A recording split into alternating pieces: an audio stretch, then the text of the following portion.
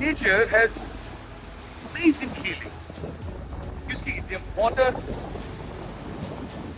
when combines with this breeze, it's creating a sound. And this touch of the breeze, this moist breeze.